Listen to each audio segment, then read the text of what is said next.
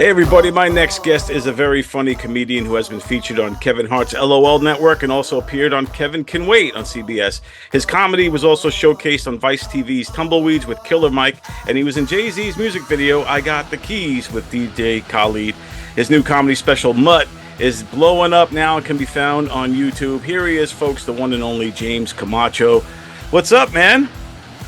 Not much, bro. Yeah, all those credits, totally valid. Dude, I've been None of those singing. are made up. Yeah, I got the keys. I've been singing that all day long ever since I saw that you were in the video. That's an awesome yeah, song. It's a classic.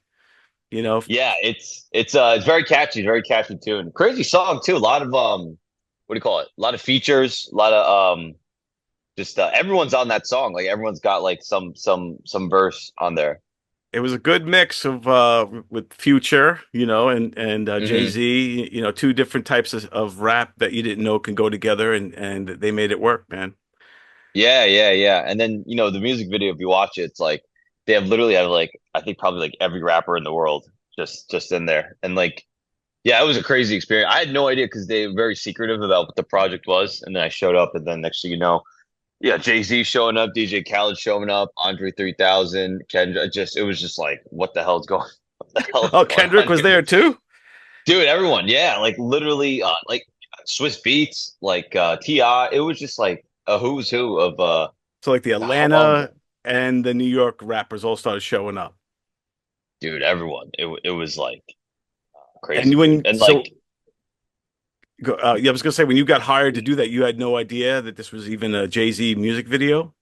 No idea. It was like untitled project, maybe untitled music video, just something like no details. Just show. It was like just show up. Like this is how much it'll be. Show up. It was shot in a Brooklyn prison. I don't know if it's like an active one or maybe it was like an old one that's like now like not active. But yeah, I no idea. No What were idea. you? Were you one of the inmates or were you one of the guards? I was one of the guards. Yeah, which I guess castable. That makes sense. Yeah. That's Yeah. crazy. Did you get to meet any of these guys, or do they keep you away from them? I've been on movie sets and never been on a music video set as an extra or anything, but I've been on movie sets, and they kind of keep you away from the big dogs. So I don't know Hmm. how the dynamic was there. Did you get to mix it up with those dudes? No, yeah. So we obviously, yeah, kept apart, but when we were shooting, because I was in scenes with them, so it's like while we were shooting, like in between takes, as the crew's kind of like yeah, like in between takes, as the crew's like setting up different angles and shot, like we're all just like literally like just hanging out, like just standing around each other. Um, yeah, it was crazy. I spoke with Jay Z a little bit. Uh. Who else I speak to? Maybe Khaled a little bit. Like Jay Z was literally, I was like I don't know, like this close to him for like a good, like maybe like an hour or two. Um, yeah, he's got an aura, man. It's pretty wild. Like you could like some people that are famous when you actually meet them or see them, like like instantaneously you understand. I don't know if it's like a placebo or a mind thing where it's like they're famous, but like of all the people that were there, Jay Z, it was like he was like when he walked, it was like he was like walking on air. Like there was just something about him that just radiates, you know? It is true, man. Whenever you're around like really superstars like that, you could feel the essence. There's just something different about them. It's that it factor times 100. It Yep. just kind of, like you said, radiates off of them. It's this weird glow, this weird vibe, and it's interesting. I was going to actually ask you that if Jay Z had that star power when you're that close to him. Oh, absolutely. I remember so he pulled up in like some Escalade, and it was one of these Escalades where like um I guess like there's like a step that comes out from the bottom of the doors. And then when he came out, it was like, and already at this point, like all these other huge rappers had showed up, and even they were just like, everyone was just like, whoa, here's Jay Z getting out of the Escalade, just every step, just like you said, the it factor, like just I don't know if it's like I said, it's interesting because he's Jay Z, he's famous. Like, did he always have that, or does he only have that after he's like a megastar? I don't know. But I don't know. I've seen celebrities before, and like a lot of times you see celebrities, and a lot of times it's just like, wow, like that they're short, or like that's how they look. Right. Like Right. um, Jay Z was, but yeah, Jay Z just yeah. I think I saw Sean Penn today, and I was walking in the street, and he's kind of walking around like a crazy person. He has like, his hat on, his hair is all gray. I noticed him. I was with someone that noticed, like they're like, dude, that was just Sean Penn. I turn around and like you see him, and he's like He's- kind of like yeah, walking like nuts. He's short, very short. so Um, so Sean Penn just walking through the streets like just a regular crazy New York person. yeah, yeah. This is in where was this? This like I guess is not Lower East Side. I guess Lower East Side. Like it was on Houston and like Bowery that area. Um, no, Houston and what is it? Broadway, like wherever the Broadway Lafayette train station is, kind of that part of Manhattan. Yeah, just walking on the street. Yeah, looking like a person that's like talking to himself, as he's walking down the street. And he didn't have Yeah. any. He doesn't have any aura. he has. He didn't come across with an aura when he's walking in the streets like a crazy person. No, Get out! Get out! Get out! Get the out! but then New York, like I said, I didn't notice. The person on the list noticed. Like in New York, everyone sometimes you do kind of like block yourself. You put up walls because people are crazy and there's just so many people and you got to get somewhere. You're not really kind of looking. You're not as observant. You're more just tunnel vision. Um, so uh, maybe if like I had known it was him or I saw him coming up, it'd be different. But again, just very short, very short. Height. I'm like a hot chick. It's like yeah, got to be over 6 foot to have a aura in my book. Now on the set of I Got the Keys, was Diddy there? Did Diddy happen to show up at all? Did he make an appearance? I don't remember, to be honest. I don't remember. So there are I no mean, freak honestly, offs. no freak offs, no white party. I'm not 100% sure. He might have been there. I gotta see that. I would have to watch the video again. I don't remember. I feel like I would remember if he was there. So maybe he wasn't there. Um, but honestly, like I was very into rap music in high school, but that was like the Lil Wayne kind of era. So a lot of the new people that are big that I don't really know what they look like. So there were probably people there that I didn't mention that were way more famous. But Diddy's in that era. Like Diddy's obviously been around for, oh, look, my cat. Diddy's been around forever. So I think I would have remembered, but so I don't think he was there. But I remember like these are old names like Swiss Beats, T.I. Like I remember they Yeah. were all there. Yeah, yeah. And I think ASAP Rocky, who's like at the time was a little newer, and I didn't really know what he looked like. Um I think So Andre 3000. Yeah, just a lot of people. so when you're sitting there, all the extras, and you find out, oh wow, this is a Jay Z video. Here's DJ Khaled. Here come all these guys. I mean, is there like a buzz going through with all you guys going, holy shit, we landed in something special here, or you just like kind of keep it to yourself? No, well, trying to remember. So we're in the holding, all that stuff, kind of hanging out, not knowing what's going on. I think it kind of gets around that it's something. Um, I just remember like kind of figuring out it was something like rap related, some a rap like a big named artist like music video, and buddy. And then when we got there, and then everyone started showing up, it was more like, oh, this is who it is, like,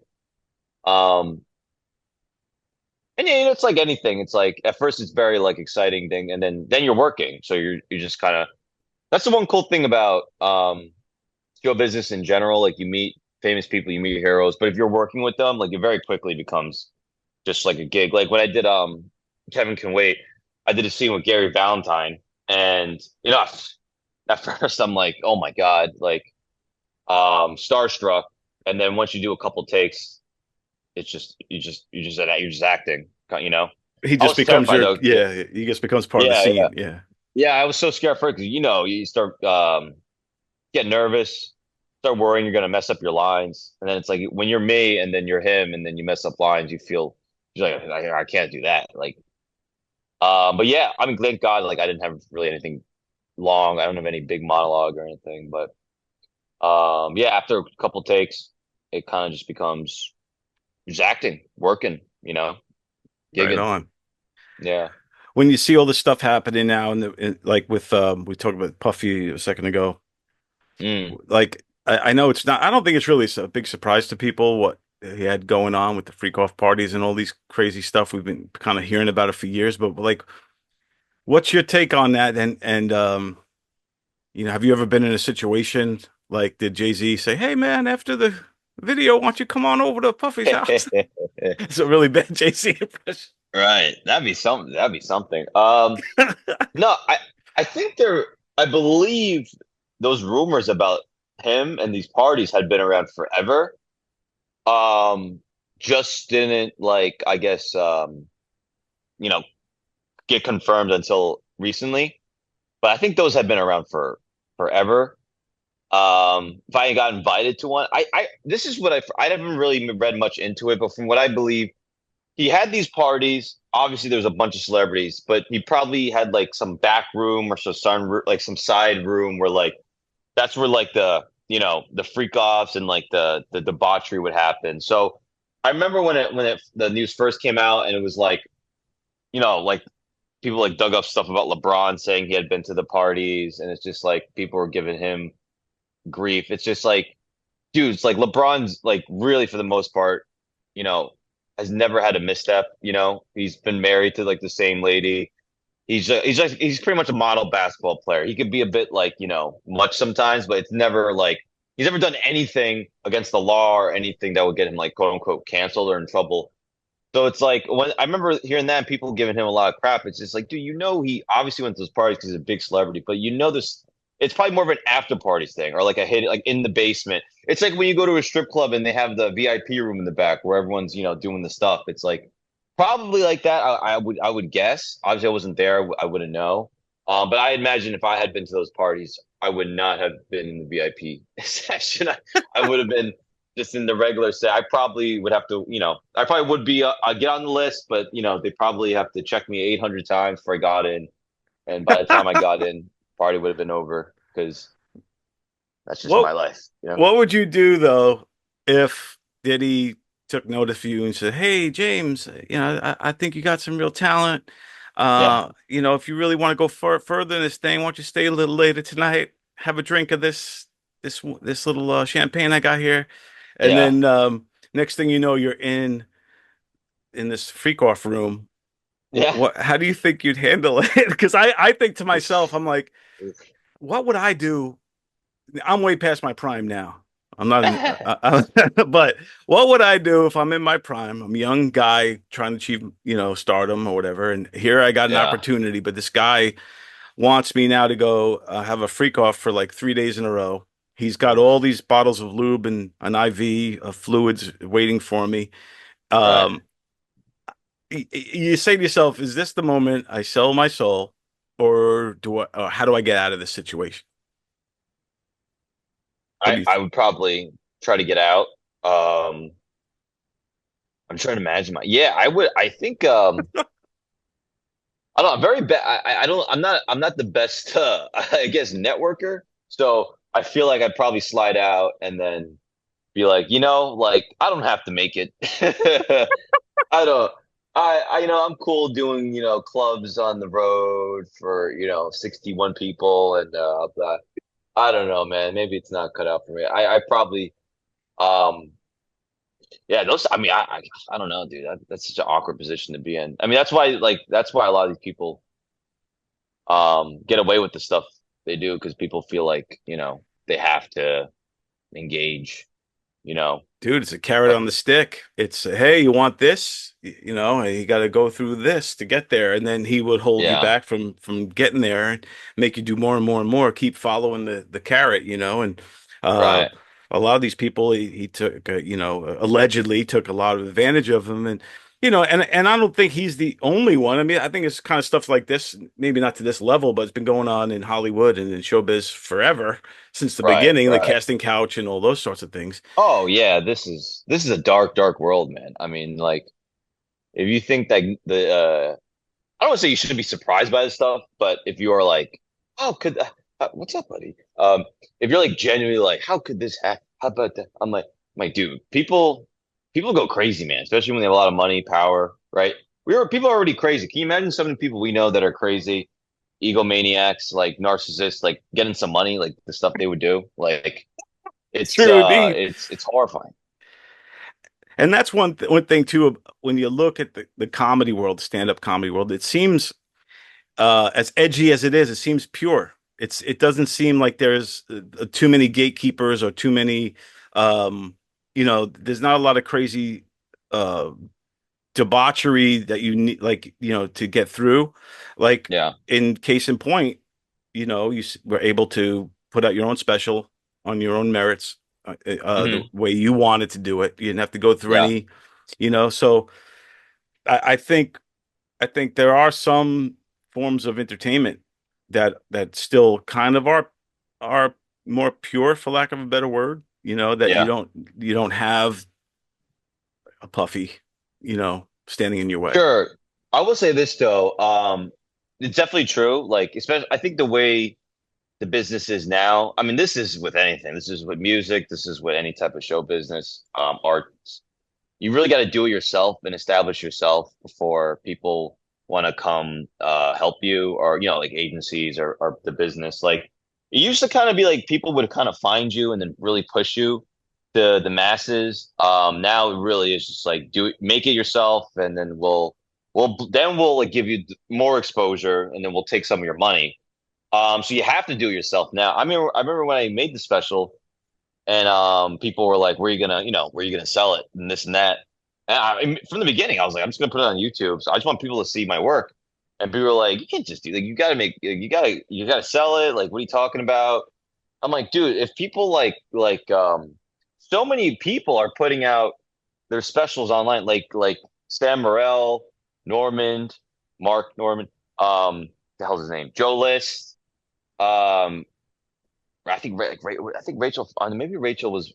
I think Amy might have put her on Comedy Central, but whatever. So like, you have these people who are like, even like when they put out their first specials, are already so much more established than I was. It's just like, what do you mean I gotta like try to sell? What do you mean I gotta like hold it in? It's like, this is what it is. Like, you put it out there, you make the best work. I mean, yeah, it's you just for free. You give it out for free, and then you hope it's good enough that people share it and it does well, and you build a fan base. And then once you kind of build a little bit of leverage, um, then you can make some deals, or you could just do everything yourself. Then you can just sell your tickets, keep all the money, go on tour. But it's just so different now. And I say that like I used to be in the scene back, like I was back in the HBO. Pretty mixed race myself. I'm actually Chinese and Puerto Rican. Thank you. That's why I look like Adam Driver doing K-pop. That's why I look like a Pokemon master. My parents met in college, but my dad was my mom's professor. Yeah, so I'm the extra credit, you know what I mean? My mom came for an A, she got a D, that's what happens. You really look like an imbecile if you get offended at a comedy club. You know what it's like? If you get offended at a comedy club, it's like falling in love at a strip club. If you go, that joke bothers me, you might as well be like, I am proposing to Cinnamon. That's what I'm doing. Like, I was on a date with a girl once. It was actually going all right, and then I went to go pay for our drinks, right? I took my wallet out, and a condom in my wallet fell on the ground. She was like, what the hell is that? I'm like, it's a condom? She goes, oh, did you think we were gonna have sex? I was like, no, not anymore. I don't think so, no. I have anxiety, I have depression. Dude, I have literally no ass. Do you guys see this shit? There is no ass here. This person came up to me, he goes, you know you're culture appropriating. I was like, what? How so? He goes, you're wearing Jordans, so you're appropriating black culture. I was like, dude, Jordans are made in China. I'm Chinese, can I be offended? I can't wear headbands to the gym. Dude, if you're white, you wear a headband to the gym, people think you play tennis. If you're black, you wear a headband to the gym, people think you play any sport and you're great at it. Dude, if I wear a headband to the gym, people only think sushi's being served at the gym now.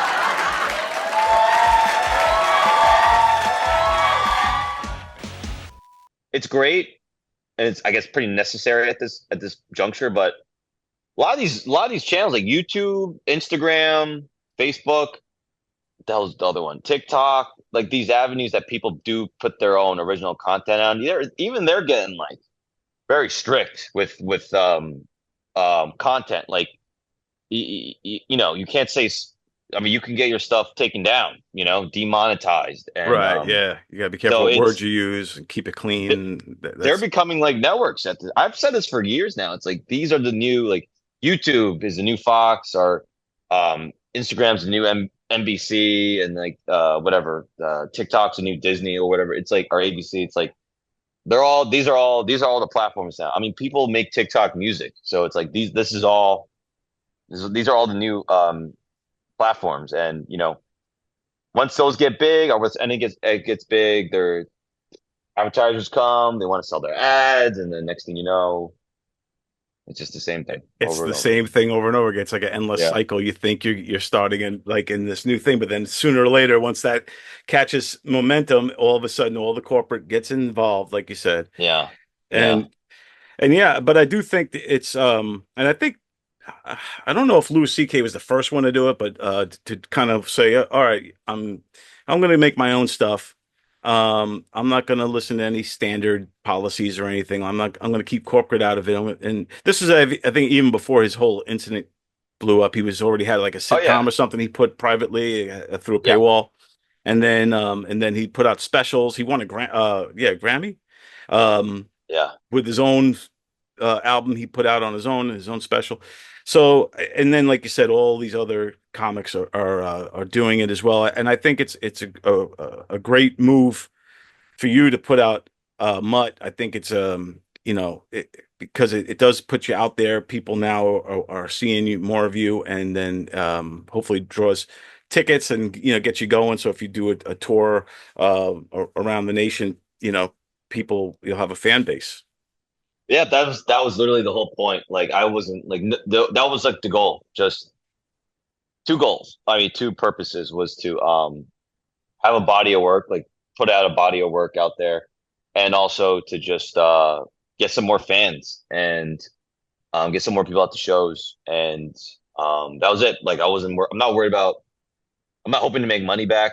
From that I spent. That was just those two things. It's I don't want to call it a sacrifice. It's just an investment, I guess, is what you. Yeah, Yeah. definitely an investment, and I think well spent. And I think you should get some of return on YouTube because you're already doing well, right? It's already got like 25,000 or in growing. 25,000. I got some. Yeah, I got some YouTube money. Get some new subscribers. Now it's a matter of getting those subscribers more hooked. Putting on more Yeah, more now the stuff. pressure's on. Yeah, yeah, Yeah, it's only beginning. Like it's only the beginning now. Like now you got to keep people. You got to keep them in. Um, yeah, somebody there. There's gonna be an album that comes out. It's supposed to be exactly a month from the day it came out, September 12th, or so maybe October 12th is when the album will come out, or 13th it might be actually. Um, and nice. get some Sirius XM money. But yeah, I mean, if you think about it, if I get some YouTube money and then some Sirius XM money over the years, and then I get more fans and people come out to shows, I get like, I guess you could say like I'll make the money back. That's kind of what the hope was. And then with social media, you put like clips and reels, and then you get a little bit of payment for that.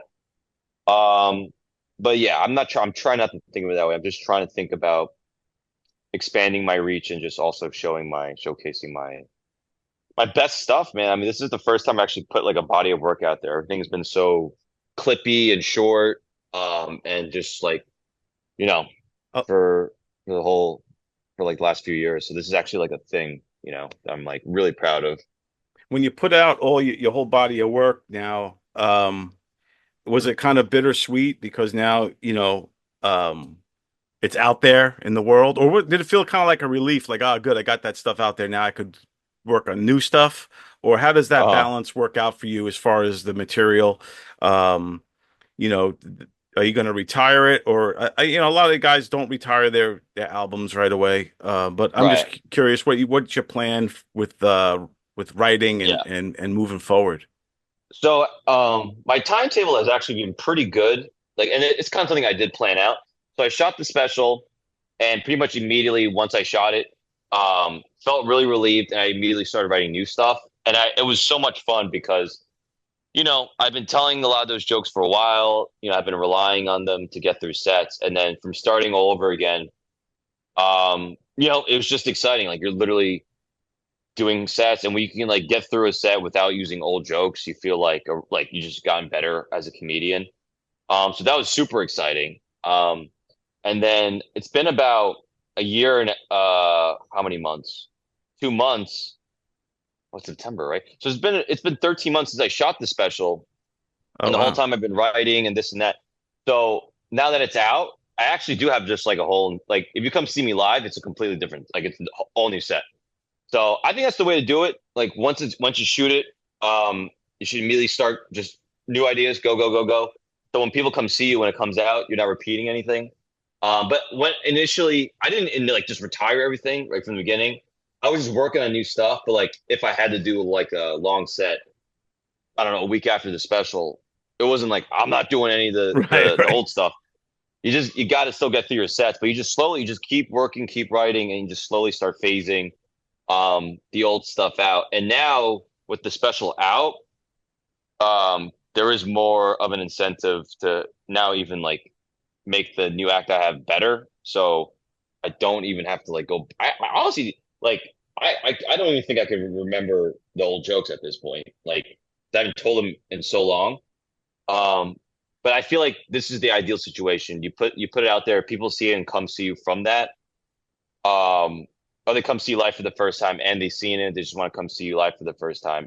They're not hearing anything different. So I'm actually very proud of the way I kind of went about that.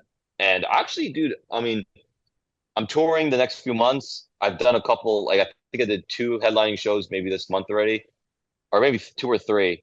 And I've been working on this, like, the new set, and there's something there. Like, it needs tightening, it needs a little bit more work, but I'm hoping to shoot again next year, actually. So nice. Yeah. And what's good too is that the other material that you said, you haven't done it in so long, at least now it's archived. You have it there forever. So like, what I'm saying, it's not like, oh yeah, I used to do this bit back in the day and I forgot it, and that kind of thing. Yeah. But what's been the feedback on this so far? Have you been what's the buzz on the streets? Everything has been very positive. I've gotten 2 negative comments on social, like on YouTube itself, 2. Really? Everything else though has been like everything else has been just like, this is very funny, like, oh, like, I'm glad I found you. The people I know have been like, it's great, it looks beautiful. Shout out to Two Buffoons Productions. They did a fantastic job. It's been, I guess, overwhelmingly positive for sure. And like I said, 2 negative comments. 'Cause I see all the comments.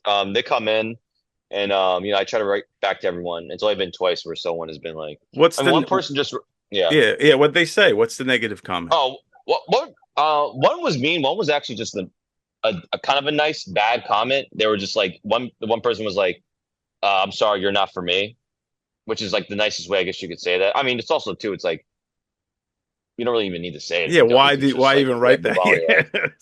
But at least that's nice. I think the other one was just like scathing. It was just something like, you're like, just like, you're a hack. There should be a guy with cymbals hitting a drum. Oh, good. Every time you say a joke, you're a hack, you're a hack, you're a hack, you're a hack. Like, just like nonstop, just shitting on me. That's it. There's just those the only 2 negative ones I've gotten, and everything else has been like, glad I found you. Thank God I found you. This is great. This is so good. So many, like, so funny.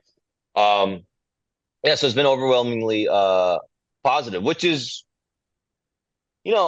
I thought it was. I really believed it was good. I thought it was great, sometimes man.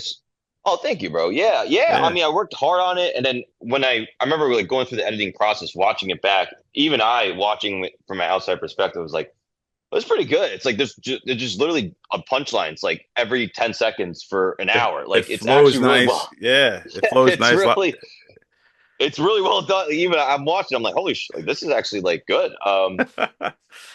But I've seen people put out stuff, and you can't help yourself. You want to see what other people are saying about other people. I see some pretty hurtful things that have been commented on other people's stuff. So Well, that's the I'm thing glad I when haven't gotten a lot of like negativity. Yeah, true, man. And when you're an artist and the hecklers out there or the keyboard warriors, what they don't understand is that as an artist, when you're pretty much bearing your soul and you're putting yourself out there for people like that to ridicule, right? You're saying, all right, look, I'm doing this. This is my art.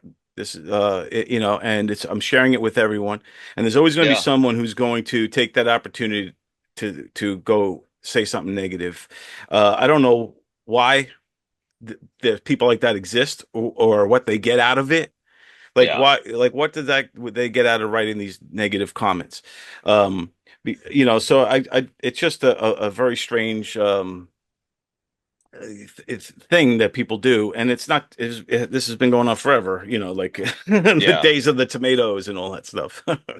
yeah. I don't know. Maybe they're hoping someone will care that about their opinion. I don't know. Yeah, It's really like it is really useless. Like it's just useless. It's does I don't know what I guess I think the point is just for them to like get their opinion out. Um, and hopefully like they maybe someone I would just assume a lot of these people in their real lives, whenever they talk, no one gives a shit. So, yeah, this is kind of right. their way. This is the only Yeah. time they could feel any sort sense of importance or anything, or they just if they're having a bad day, they want to try to ruin yours. Yeah. So Yeah, yeah, yeah. I don't even think it goes that far. I think it's just like, whatever. I didn't like this or I didn't like the way the person looked. And, here, I'm online, I can talk, and there's not gonna be no repercussions. And yeah, I don't even think they're thinking that far into it. right. People have questions when they find out you're mixed race. Here's a very common question. I got it the other day, actually. This guy was like, do you speak another language? Chinese, Puerto Rican? You speak Spanish, Mandarin? What do you got? And I'm an idiot. I just speak English, right? And this guy got so mad, he literally was like, what the f***? Do you know how many jobs you could get if you knew another language? I was like, dude, you really think it's my lack of not knowing another language that's preventing me from getting a job? I love the whole thing. It was a great set. I love the comic strip too. It was awesome that you got it there. So many great comics started their career at the comic strip. Yeah, Legendary legendary, yeah. place. I think it's like the second oldest comedy club in the that still exists in the United States right now. I'm not 100% sure. What would be the I oldest? think the Comedy Store in Right. in California, in LA. Yeah. But I think the comic strip is the oldest one. It's like 40 something years because I remember their 40 Yeah. year anniversary was recent. They should market it more that way. They say like world famous, but they should just say like second oldest comedy club in the world. That's a good I don't know. I think that'd be Yeah. kind of cool. Yeah. Yeah. I'm going to fact check myself on that. And I'll when I get the results, I edit this, I'll put it in here, whether I'm right or Sure, wrong. sure. Okay. But I'm pretty Yeah. No, sure that's I'm right cool. on that one. Yeah. And dude, so many great comics started there. Like Eddie Murphy started there, Seinfeld, Adam Sandler. Sandler, yeah, Yeah. Chris Rock. So to have it Yeah. there, I mean, how did you? Is this your normal club, like your home base, or how'd you get the comic strip? Yeah, it's my home club. It's the first the first club I like got past that first club. Yeah, just literally like I was birthed there basically as a comedian. I think I That's got past their year in the comedy for late night, and that's it. So I've been going there for almost 10 years now. Just I started doing late night there. I spent every night there performing for like one, two people for years, and then slowly just like every joke I have has like kind of started as a idea there. And yeah, and they've been good to me. Like I still do my spots there. And yeah, it's pretty crazy that thing about it's like the only people that have had specials there are Seinfeld, and then Sandler has part of his specials, is one of his specials there. right. So Yeah. it's just us three. There's a group of people, and with that includes Seinfeld, Sandler, and I. Like that is like that's a wild man. I should have if I had put it out right around when Seinfeld put out that one special. That would have been good good press, I guess, or good timing because But people, dude, saw the comic strip and then they see mine, they're like, "What the fuck?" you should put that out there like as a post or something. Be like, what do I, Seinfeld, and Adam Sandler all have in common? Well, we're the Yeah, only three yeah, people that do our specials out of the comic strip. That is Comic Strip yeah, Live. yeah. The only one's not to be on Netflix though. Yeah, Right. I'm not even saying cultural appropriation is not real. You know, it is a real thing. Here's a good example. Not too long ago, Kim Kardashian, she had this like lingerie line she was trying to introduce, and she literally named the lingerie kimono, right? And the Japanese people lost their shit. Like they went on Twitter, canceled it. 24 hours, the whole thing was done, right? That's the perfect example to me. Because the kimono is traditional Japanese garb, and she was sexualizing it and profiting off it. That's up. I do find it kind of funny, though, how mad the Japanese people got. Because I'm Asian, right? People have been making fun of us forever. We've never complained. Through my entire childhood, people would be like, you have a little dick. You have tiny eyes. You can't drive. We've never complained. But if Kim Kardashian puts on a kimono, all of a sudden we're like, you know what? That's the line right there. Don't mess with our attire. Meanwhile, I'm just like, hey, that's all great about the kimono, but that little thing, let's change that too, right?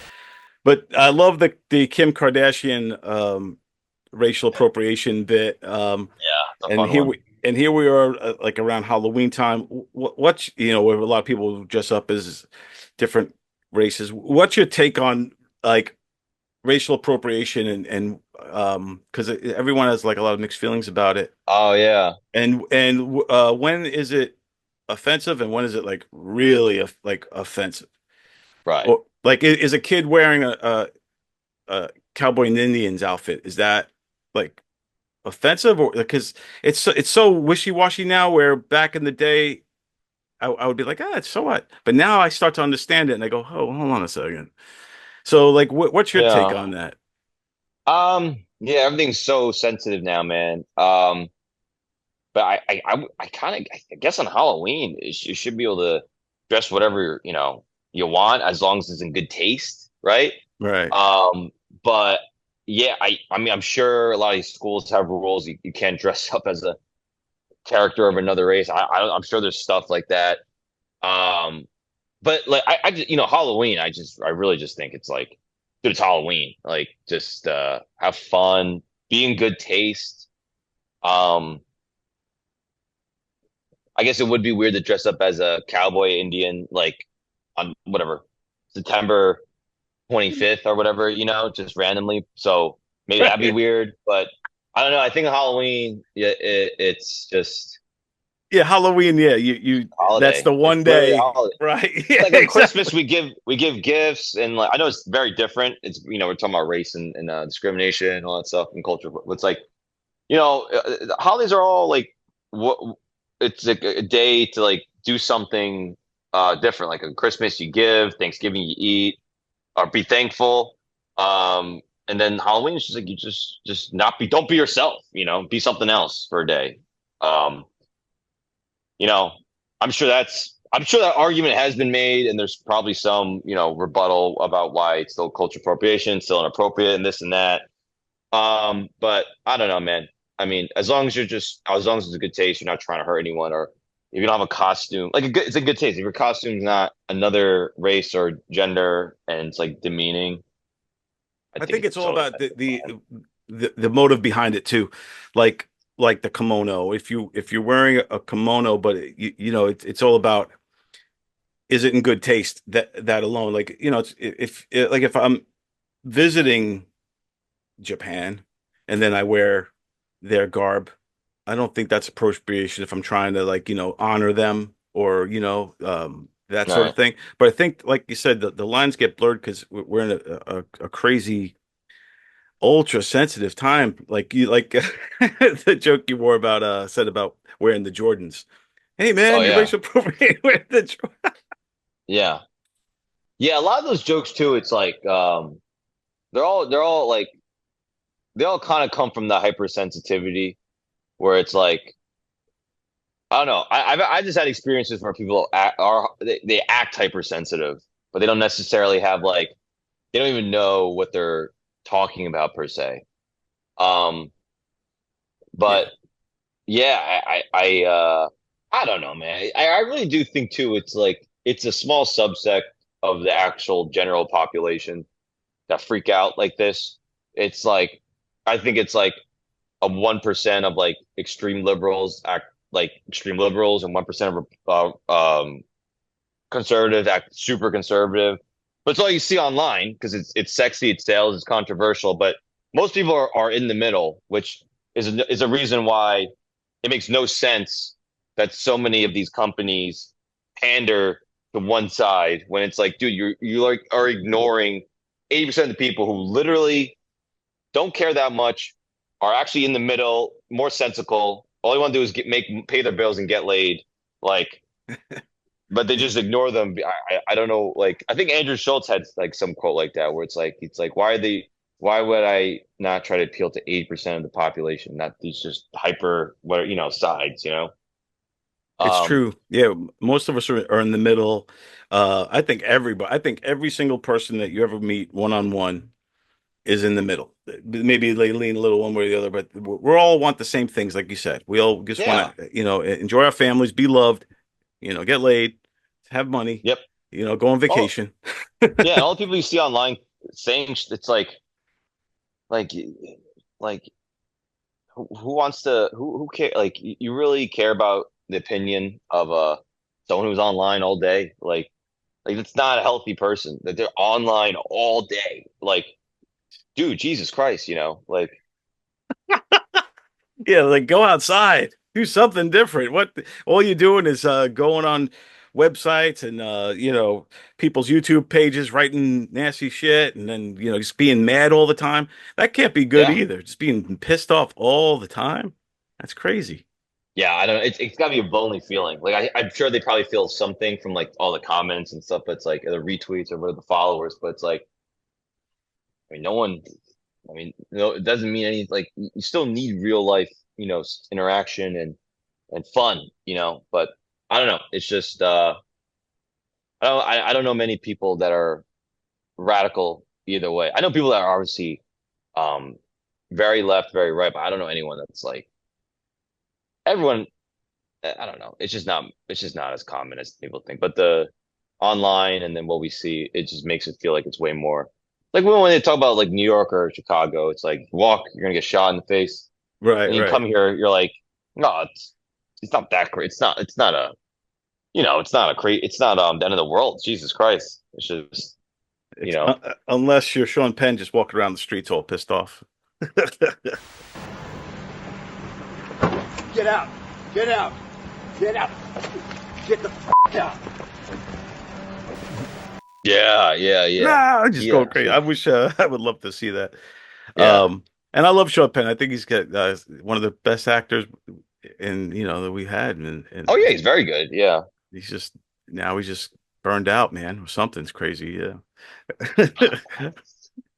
But now, so dude, these are exciting times for you, man. We got Mutt is out now. People could catch it. It's on your YouTube page, and that's James Camacho at Yeah. James. So everyone, YouTube.com/James Camacho. Yep. I'll put a lower third down there, and we'll also put the links in the below as well. Yeah, but that's it. JamesCamacho.com, YouTube.com/James Camacho. Instagram is the big one. TikToks are Instagram, TikTok at Camach Bro, CAMACHBRO. All that stuff's so important because that's all clubs give a crap about is followers. Um, it literally like that's not even like being bitter or joke. Like Yeah, that's literally I've been it's told literally like you don't have enough followers. Oh, now you have enough followers. We'll get you in. It's like literally all they care about. yeah, it's crazy. It's all a numbers game and popularity and all that kind of stuff. But you're Mhm. kicking butt, man, and that's why everyone needs to go and follow you right now on all your stuff, all your Instagram, YouTubes, and TikToks. F Yes, for indeed. follow. Yeah, Yes. F for follow. follow. That's awesome. F for follow. Yes, Yeah, you're that's doing actually pretty good. I like that. I think so. Yeah. it. Did you just make that up? Is this a new thing that you I just started? made it up. Hey, Yeah, all right, yeah, man. Let's make this yeah, happen. Yeah. yeah. That looks like enough. Yeah, very cool. Yeah. Awesome, man. Well, James, thanks so much for taking the time to talk to me, man. Like I said, I love the special, love everything you're doing, man. And Thank you. Keep on keeping on. And now I'm gonna go listen to I Got the Keys and try to catch you in the video. And Yeah. so thanks again, brother. James Camacho, everybody. Anytime. Thank you guys. Thanks for listening. Sorry.